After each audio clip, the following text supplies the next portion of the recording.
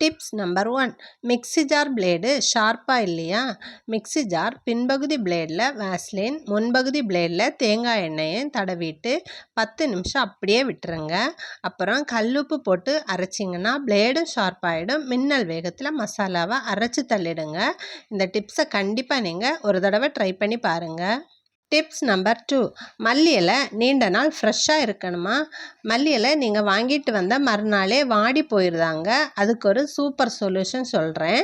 அதுக்கு மல்லி இலைக்கு நடுவில் ஒரு ஸ்பூனை ஒளிச்சு வச்சு துணியில் சுற்றி ஒரு பாக்ஸில் அடைச்சி ஃப்ரிட்ஜில் நீங்கள் வச்சிங்கன்னா 10 நாள் வரைக்கும் மல்லி இலை வச்ச மாதிரியே ஃப்ரெஷ்ஷாகவே இருக்குங்க. கண்டிப்பாக இந்த டிப்ஸை நீங்கள் ட்ரை பண்ணி பாருங்கள். Tips number 3. குக்கர் கேஸ்கட்டு சீக்கிரமாகவே லூஸ் ஆகிடுதா? அப்போ இந்த டிப்ஸை நீங்கள் ட்ரை பண்ணி பாருங்கள். குக்கர் கேஸ்கட்டை நல்லா கழுவி ஃப்ரீசரில் நீங்கள் போட்டு வச்சிங்கன்னா 2 வருஷம் ஆனாலும் கேஸ்கட்டு வீணாகாமல் இருக்குங்க. கண்டிப்பாக ட்ரை பண்ணி பாருங்கள். Tips number 4. Vegetable cutting board smell அடிக்குதா? வெஜிடபிள் கட்டிங் போர்டு என்ன தேய்ச்சி கழுவினாலும் ஒரு மொக்க ஸ்மெல் வருங்க.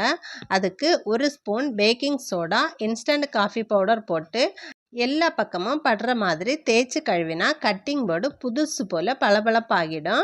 காஞ்சதுக்கப்புறம் கொஞ்சமாக தேங்காய் எண்ணெய் தடவி வச்சா 1 வாரம் வரைக்கும் ஃப்ரெஷ்ஷாக இருக்கும். கண்டிப்பாக இந்த டிப்ஸை ட்ரை பண்ணி பாருங்கள். Tips number 5. கரை படிஞ்ச பாத்திரம் பளிச்சுன்னு ஆகணுமா? அதுக்கு ஒரு சூப்பர் டிப்ஸ் இருக்குங்க. தூக்கி போடுற முட்டையோட மிக்ஸி ஜாரில் போட்டு அது கூடவே 1 ஸ்பூன் சோப்பு பவுடர் போட்டு நைஸாக அரைச்சி ஸ்பாஞ்சில் தொட்டு பாத்திரம் தேய்ச்சோன்னா விடாப்பிடியான கரையெல்லாம் போயிடுங்க. பாத்திரம் பளிச்சுன்னு ஆகிடும். இந்த டிப்ஸை நீங்கள் கண்டிப்பாக ட்ரை பண்ணி பாருங்கள்.